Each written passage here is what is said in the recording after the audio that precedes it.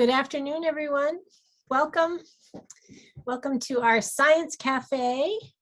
We are super excited to have everyone join us this afternoon on such a gorgeous afternoon. Appreciate your time. And we're going to let just a few more folks join us here and get a nice critical mass, and then we'll get started.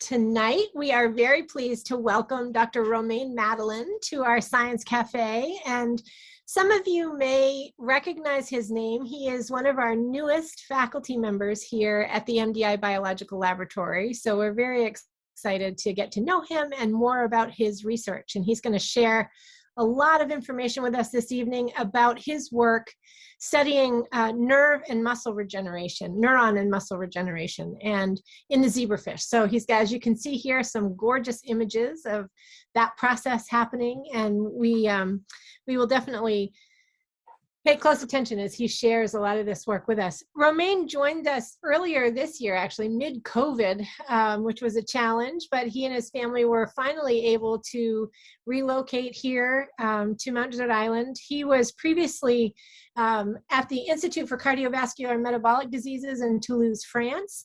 And before then, he did his postdoc at Stanford University. So, Romain, we are thrilled to have you. Welcome. We look forward to hearing all this great information that you're going to share with us this evening. So, thank you. Thank you.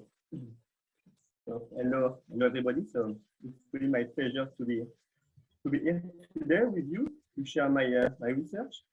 And as you can understand from the title, today I will speak about fish, in particular zebrafish, and how we use the zebrafish to understand tissue regeneration, the mechanisms of tissue regeneration and aging. But not only, I will speak also a little bit about more complex genetic diseases. What you can see here is some beautiful picture of a zebrafish expressing some green fluorescent protein. So here it's a GFP. So a GFP is a green fluorescent protein from jellyfish. And in zebrafish, it can allow us to follow cells or to look at different tissues. For example, what you can see here is a muscle tissue in zebrafish larvae. Here it's a retina, and what you can see here is the cell body of neural stem cells. I will speak a little bit more about these cells, of course, after doing my presentation. And this picture here is the zebrafish brain, where you can see in red the blood vessels, and in green the axons. Here, in particular, you can see the optic nerve. So we have some neurons in the retina and axons from these neurons to the brain to make the optic nerve. And I will also give you some detail later about these neurons. So today, as we understand, we'll speak about zebrafish and how zebrafish is used in my lab to understand the mechanisms of regeneration and aging, but also the link between regeneration or absence of regeneration or decline in the regeneration and aging. So I will start with a quick introduction on aging in chronic and degenerative diseases. Next, I will introduce the zebrafish as a model organism for basic and biomedical research. And finally, I will give you some examples of my current research, in particular, how we can use the zebrafish to model complex human genetic diseases and to study mechanisms of neuronal regeneration or muscle regeneration and aging. So, as you probably know, the life expectancy has largely increased over the last century. Unfortunately, with increase in the life expectancy, we also have a strong increase in the prevalence of chronic diseases in the world, but also here in the US, you can see that it's increasing a lot every 5 years. So there is really a strong correlation between increase in the lifespan and chronic diseases. If we speak about chronic diseases, it includes also neurodegenerative diseases, in particular Alzheimer and Parkinson. And what you can see here is that when we get older, at 60, 65 years old, we have a strong increase in the susceptibility to develop Alzheimer or Parkinson disease. And this is really true when you are more old. For older people, for Alzheimer in particular, you can see that there is really a strong risk to develop Alzheimer. This is true also for other kinds of diseases. In particular, here, we take the example of the glaucoma. And we observe the same thing. If we get older, we are more likely to develop glaucoma. So glaucoma is a disease with high pressure. It will induce the degeneration of the optic nerve because of the death of retinal ganglion cells. And I will speak a little bit more about glaucoma after, because I'm working on the retina. And it's not only about neurodegenerative diseases, but when we get older, there are also some other type of degeneration. In the lab, we are also interested in muscle degeneration. And the main disease associated with muscle aging is called sarcopenia. And sarcopenia is a loss of muscle mass. And it is normal to lose muscle mass. We all lose muscle mass, starting very early in the life. At 25, 30 years old, we start to lose muscle mass. But it becomes a problem when we lose too much. And at 15, 20%, here we have sarcopenia, and it's a disease. And sarcopenia is not only about mobility disorder, it's also about increased risk of death. So it's really important in the society today. And I will develop a little bit more sarcopenia after in the presentation. So what we can see is that we have an increase in the susceptibility of developed chronic diseases, in particular because we have an increase in the life expectancy. So it's good to live longer. Obviously, we all want to live longer, but if it's to have a quality of life that is not that good, we have a problem. And I think that the goal in the aging research is not only to live longer, but it's also to live better. And what we need to do is to be able to act here. For example, in 2020, we want to act here to reduce the prevalence of the chronic disease. And we hope that we'll be able to go down here. And if we can do that, we will live better and maybe also a little bit longer. But I think that we all agree that we don't want to live until 100, 150 years old if we don't have the quality of life. If we cannot walk, if we cannot travel, it doesn't make sense. So of course, we want to live longer, but the goal in aging research is not only to live longer, it's really to be able to live better. So to study the mechanisms of aging and regeneration, I use a zebrafish. You can see here a zebrafish larvae. Here it's adult zebrafish. And for me, it's a really good model organism, and I will give you some details about what I think is one of the best models for biology, and we can study every biological process with the zebrafish. At every stage of the life, embryo, larva, or adult, zebrafish can really give us something and a lot of advantages.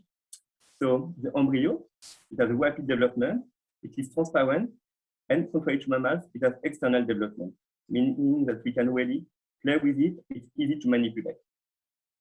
So I use the zebrafish embryo during my PhD to study neural development and early neurogenesis. During my postdoc at Stanford, I use the zebrafish larvae, in particular to do neuroscience and study behaviors, complex behaviors. It's very interesting because at this stage already, there is a strong conservation in the organs between mammals and zebrafish. So we can really study in complex behaviors. And during my postdoc, I studied sleep behaviors, pain response. So you can really believe me, but yes, the fish can sleep. And like the larvae, the adult zebrafish is a great model for many different things, but of interest in my lab is for cellular regeneration. Because maybe you know that already, but the zebrafish can regenerate. It can regenerate many different tissues, the kidney, the liver, the heart, and of course the central nervous system, the brain, and the spinal cord.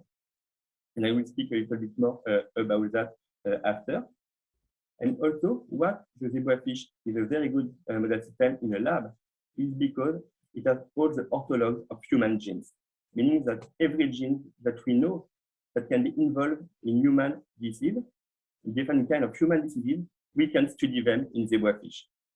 And this is possible because of orthologs of human genes in zebrafish, but also because it's really easy to play with them. We can do a lot of different kind of genetic manipulations in zebrafish. And I will give you some examples of that because it's very important for my research.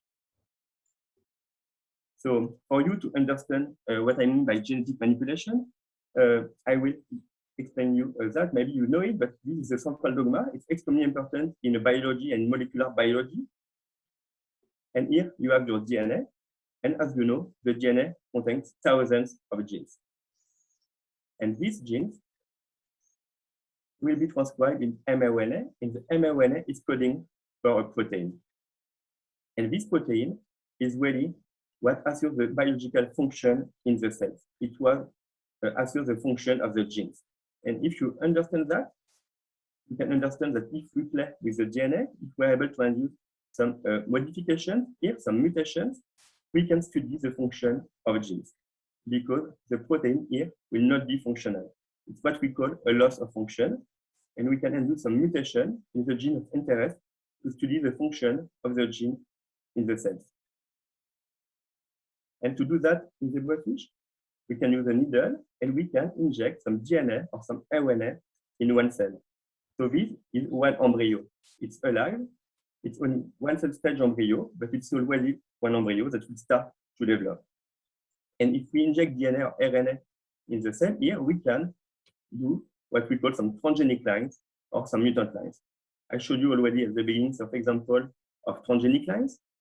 We can express the GFP, so the green fluorescent protein from the jellyfish in different cells or tissue, here in the muscles, or here, for example, in a subset of neurons in the zebrafish brain in the hypothalamus.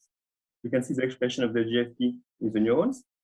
You can also see here axons and synapses. So we can really do a lot of things with this GFP and with transgenic in zebrafish, and it's really very, very helpful for our research. About mutant lines, you probably know this technique, the CRISPR-Cas9 system. It's really famous today, in particular for gene therapy, and we can also use it in zebrafish to induce some mutation and to study the function of genes. For example, I will give you here the example with two mutants that we generated in the lab in the past.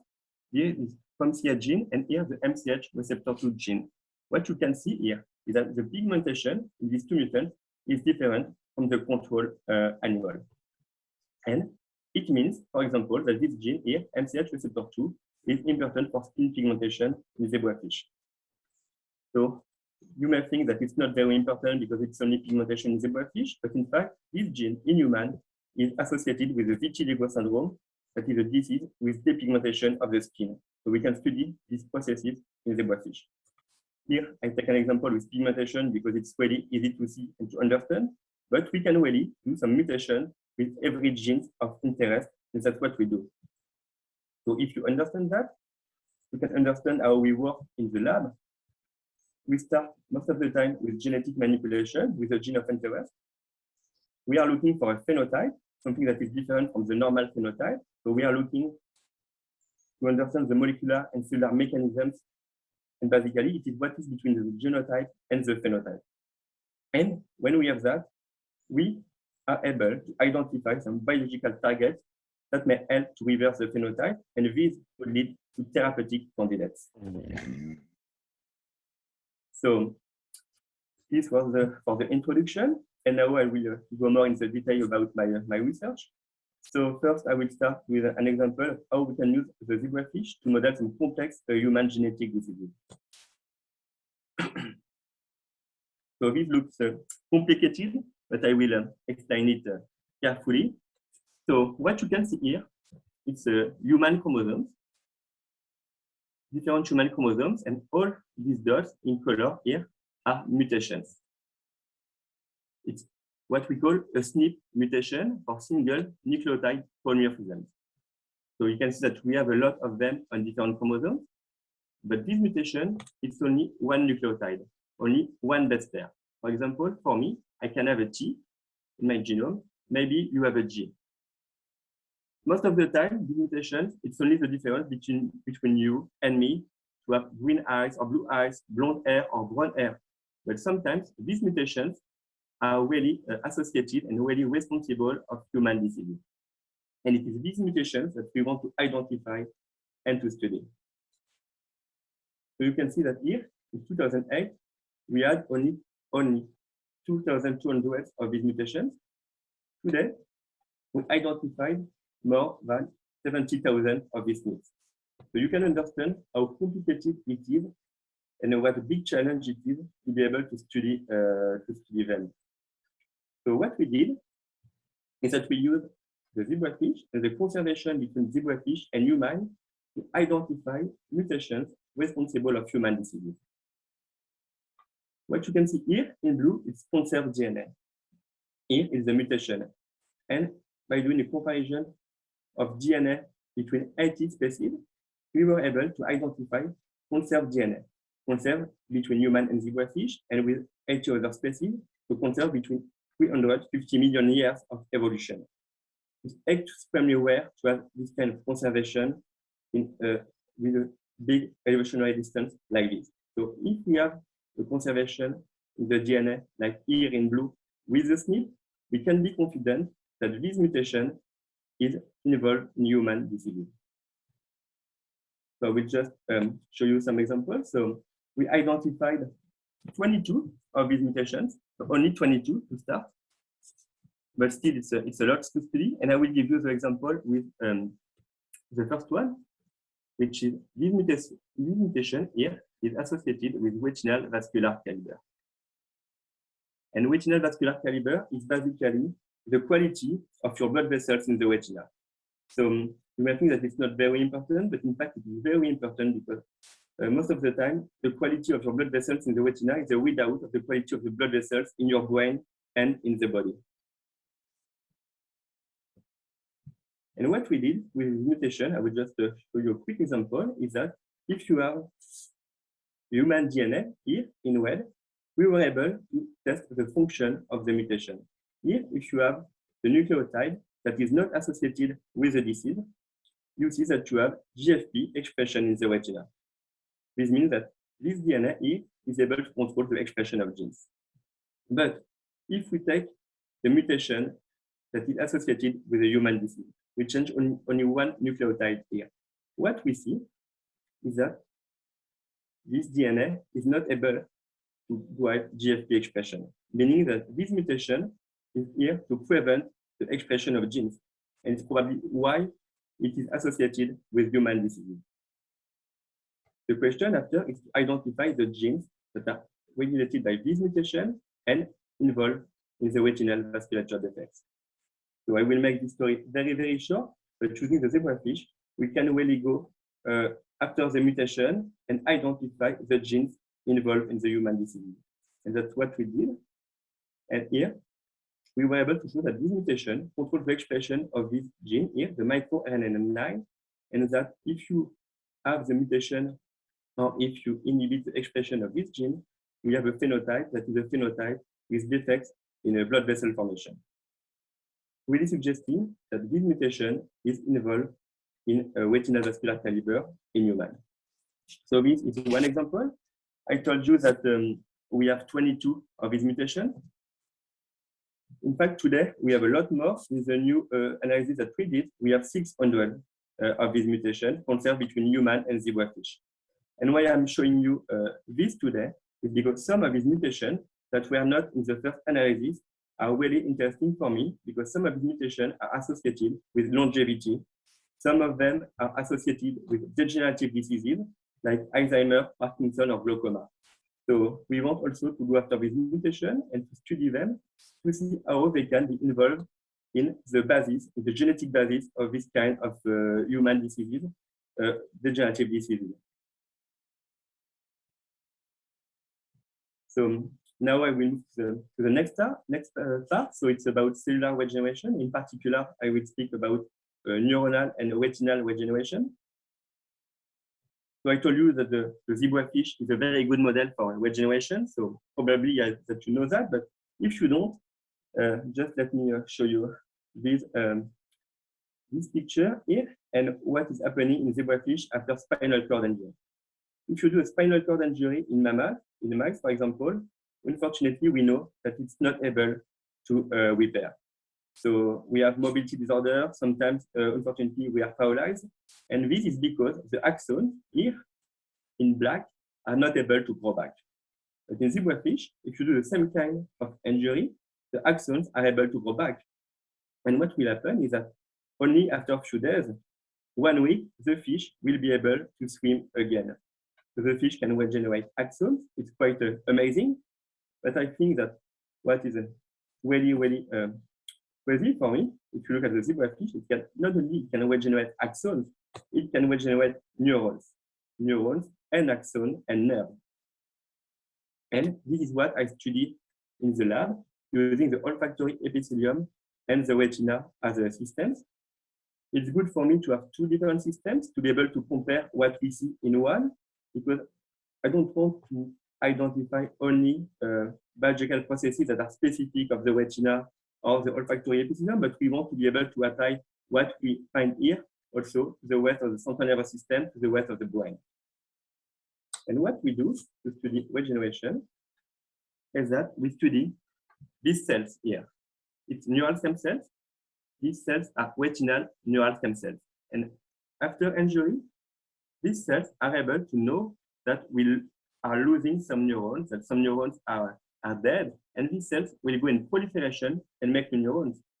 And if we are losing the optic nerve here because of degeneration, these cells are able to make new neurons in the retina and to make a new optic nerve. So how is that working in zebrafish? So after injury, it can be different kind of injury, mechanical. What we use the most in the lab is genetic ablation to induce the death of retinal ganglion cells here or photoreceptor. And after injury, these cells, the myeloid glial cells, the neural stem cells of the retina, are able to go in proliferation, are able to make new neurons. It's that easy. We have nothing to do. The zebrafish just does that. And the goal of my research, one of the goals of my research is to understand what are the mechanisms that will control the activation and the proliferation of these cells here to allow them to go in proliferation and to make new neurons. And why is that important? It's because in mammals, in mouse, but also in human, we have in the retina, we have in the brain some cells that are similar to the myeloid glial cells that the zebrafish has. We have some cells in the retina that are very, very similar about the molecular, if you look at molecular markers, if you look at the shape, the physiology of these cells, they are very similar to the neural stem cells that we see in zebrafish. But after injury, they don't go in proliferation. They try to go in proliferation, but they fail.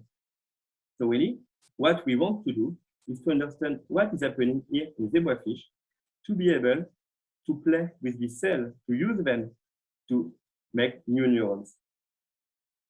So this may be a little bit different about what you know about stem cells for therapy, because here it's more about gene therapy. Often we speak about stem cell for stem cell transplantation.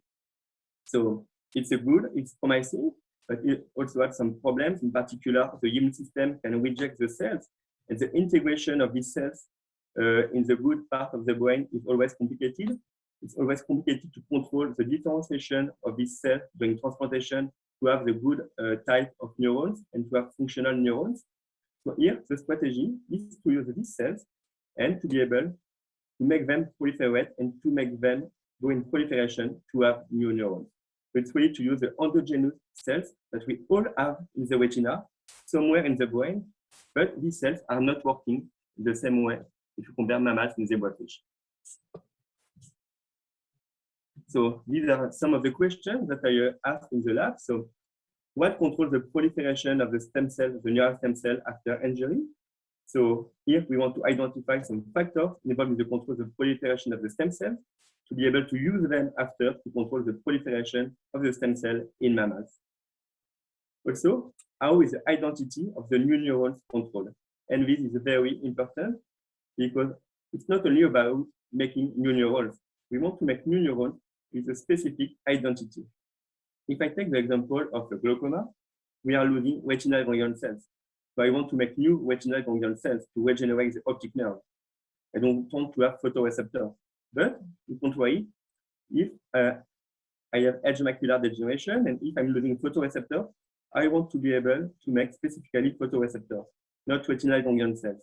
So this is also one aspect of the regeneration that we study is how we can control the effect of the cell, the identity of the new neurons. And the last question, that may be the most important if we think about regeneration in mammals and how we can induce regeneration in the absence of injury. So I don't want, you don't want, obviously, to have injury every time that we need to promote the regeneration.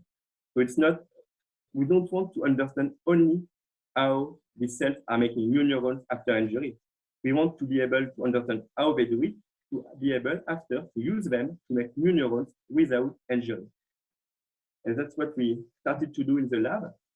We have some candidate factors. So here is just one example. It's called TLX, one of my favorite candidates at the moment. But basically what we do is that we express this factor in the neural stem cells. It's a combination of genetics and imaging, but to make it simple, basically, we look at these cells after the expression of the transcription factor or any other kind of gene of interest in the cells, to see if these cells are able to go in proliferation, to see if these cells are able to differentiate, to make new neurons, and if yes, what is the identity of these neurons. And if we are successful here, that will be great, and we can move to the next step, that is to test the function, the capacity of this factor to allow the formation of new neurons in mammals using these cells that I told you are present in the retina, are present in the brain, but are not working fine. So if I just have to say what will be the take-home message for this part is that we would like to be able to use endogenous neural stem cells to control the proliferation and differentiation to make new neurons without injury. And just to finish, so now it will be the last part of my presentation, and this will be about aging and regeneration, and how the absence of the regeneration or the decline in regeneration can impact aging. And here I will speak about muscle aging and muscle regeneration. So I gave you a quick introduction to the sarcopenia already. So the sarcopenia is really the main disease associated with muscle aging. It's characterized by the loss of muscle mass, muscle strength, and muscle function. And sarcopenia is really important in the society today because over 60% of people over 80 years show signs of sarcopenia. It's not only about mobility disorders. It also really impacts the quality of life, and it is associated with increased risk of mortality. So sarcopenia is a really big problem today. But why do we have sarcopenia? Why are we losing muscle? Because contrary to the brain, we are able, mammals, humans, are able to regenerate muscle tissue. You know, after injury, if I run, if I play soccer, if I have injury, after a few days, few weeks, I will be able to run again. So the muscle tissue is able to regenerate. But what we know is that this process of regeneration in the muscle tissue is not so efficient when we get older, unfortunately. So really, there is a decline in the muscle, in the capacity of regeneration of the muscle with age. And why is that? It's because of stem cell again. Because you have a reduction in the number of stem cells, muscle stem cells in the muscle tissue when you are getting older. And also, the function of the muscle stem cell is affected. And what I mean by affected is basically the stem cell is not able to enter in proliferation, not able to make new muscle fibers, just not able to do what it should do. Just stop, the muscle stop to regenerate at some point. And this leads to sarcopenia. So the idea here is to be able to slow down muscle aging, to recover the function of the stem cell to allow the regeneration.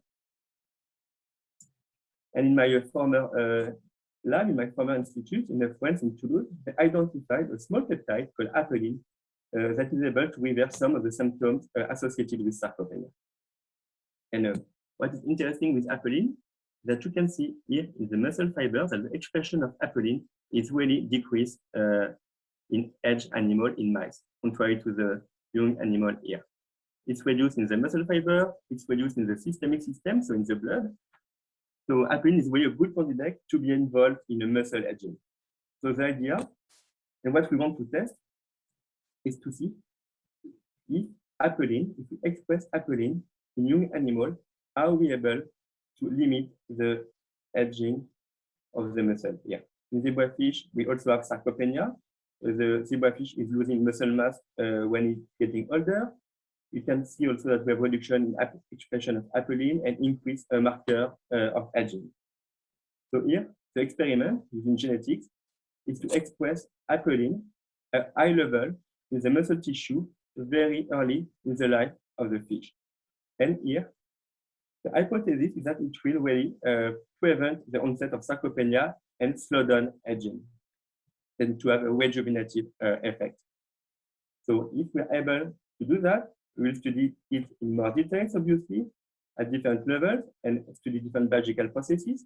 Of course, muscle regeneration. You can see here how regeneration and aging are linked. It's very important to understand that. And we will study also many different cell types and the function of apelin on many other cell types, in particular on the immune system, on macrophages, because it is well known now that chronic inflammation that is happening during aging is really bad for the different tissue, but also for the muscle tissue.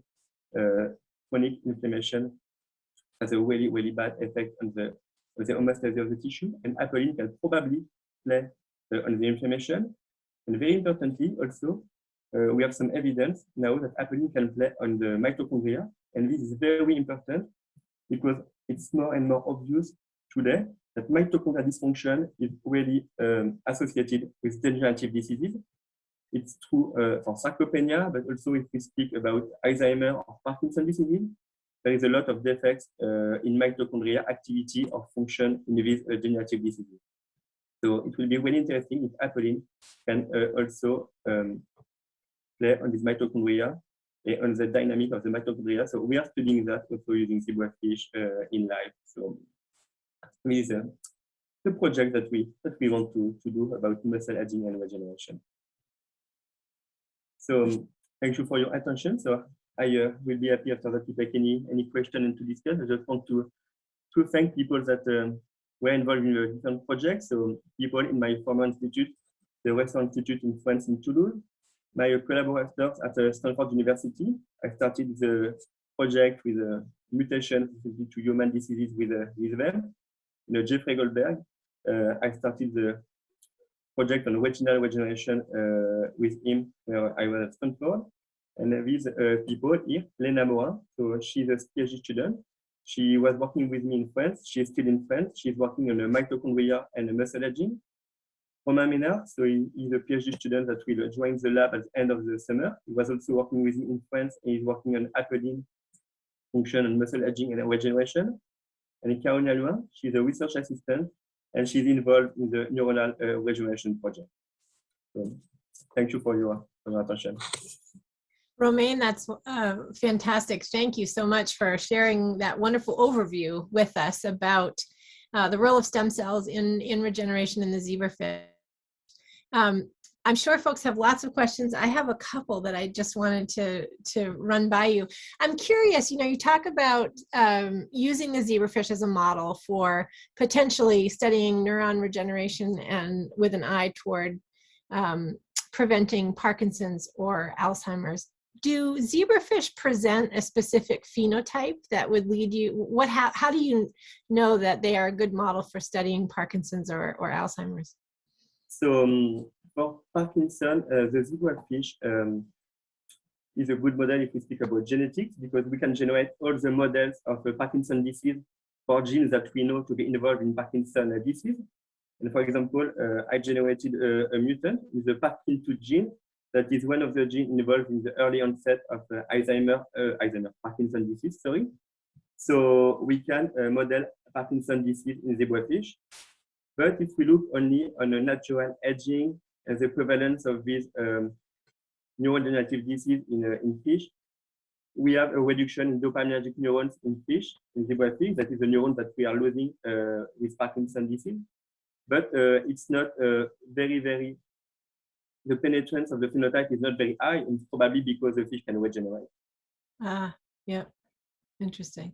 But we can model them by doing some mutants. Very interesting. So a couple of other questions that have come in here. I'm just looking through. So the first is a two-part question. Zebrafish clearly have great regenerative capacity after an injury, do they regenerate the same after disease? So in some ways, that's sort of what we were just talking about, that in the normal aging process or the normal disease process, perhaps they don't respond the same way as to a direct injury. Do you have a sense of that?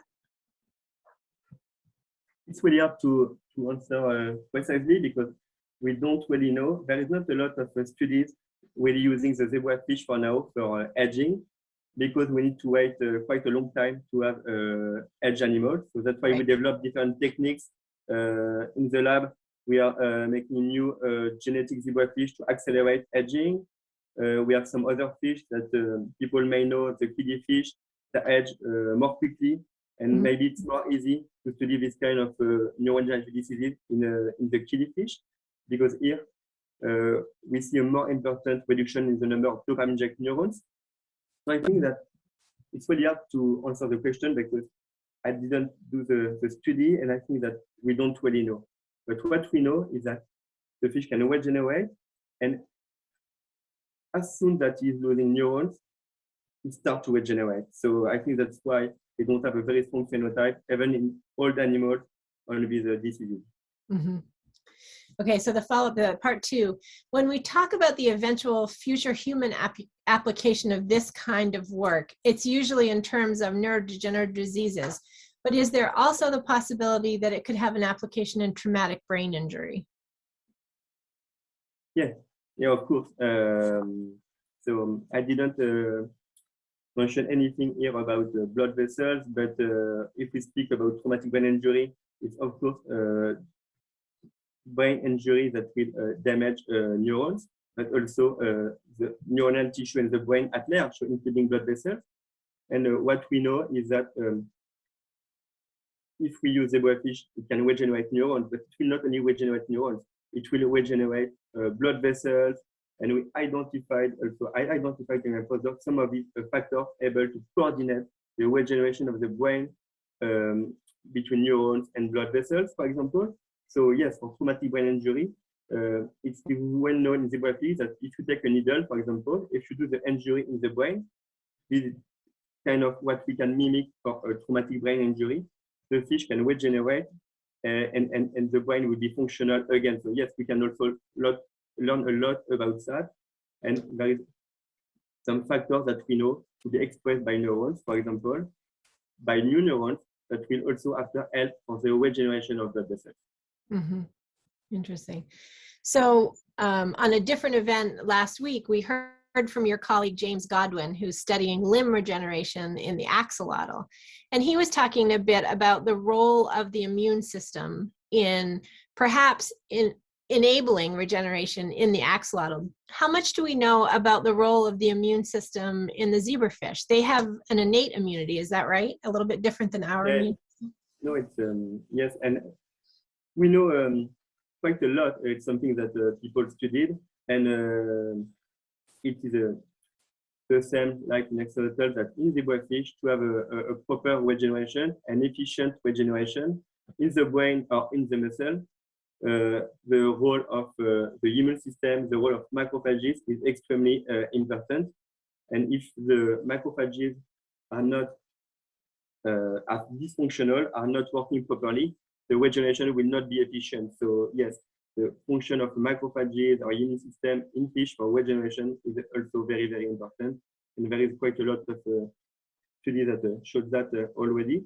And I think that's why my peptide apelin could be also very interesting and promising, because we know that it can slow down aging. We don't really know how.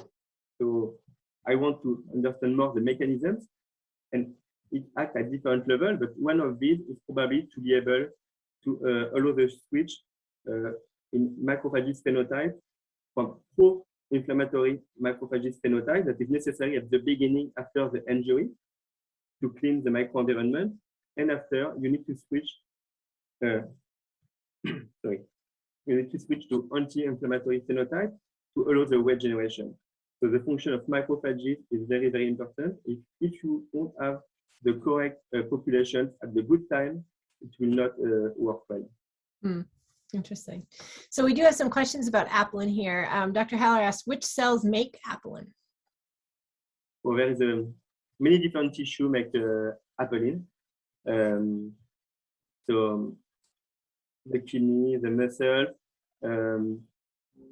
we don't know for all of them, but what we know for sure is that basically every tissue will express apelin, because apelin is very strongly expressed in endothelial cells, and every tissue, or almost every tissue, has endothelial cells. So we can say that every tissue in the zebrafish, and probably also in mammals, will express apelin. But okay. still, if we look at what is happening in systemic, in the circulating system, so in the blood, we see a decrease in apelin expression, meaning that even if it's expressed almost everywhere, still with aging, we have a reduction. Got it. So another question about apelin.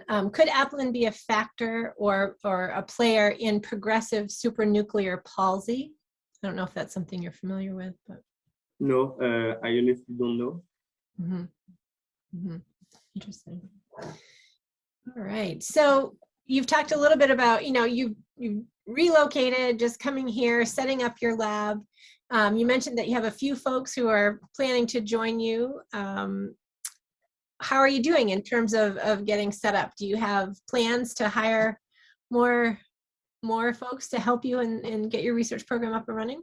Oh yeah, I hope so. We have always more projects, always exciting projects that we want to do. So we always need more people to work with us on this project. So for now, I will have 2 more people joining the lab very soon.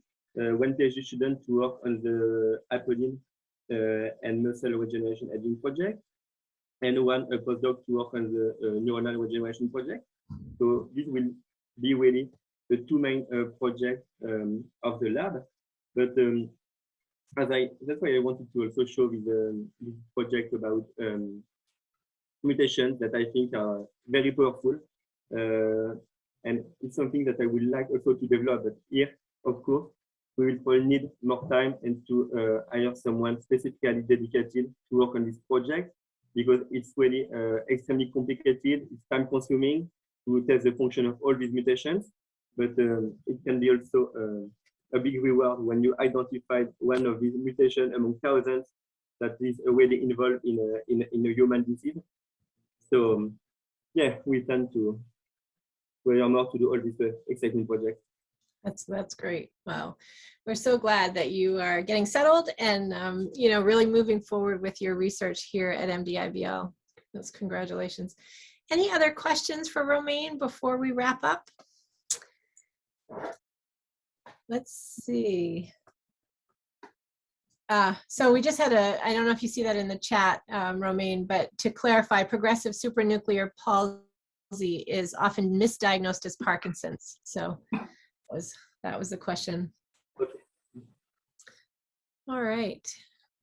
On the 23rd, we will hear from Prayag Morwala about his research in limb regeneration. So it's wonderful to have all of you. We encourage you to continue to participate in our science cafes, and want to just extend again our appreciation to Dr. Madeline for being with us this afternoon. Thank you so much. Thank you.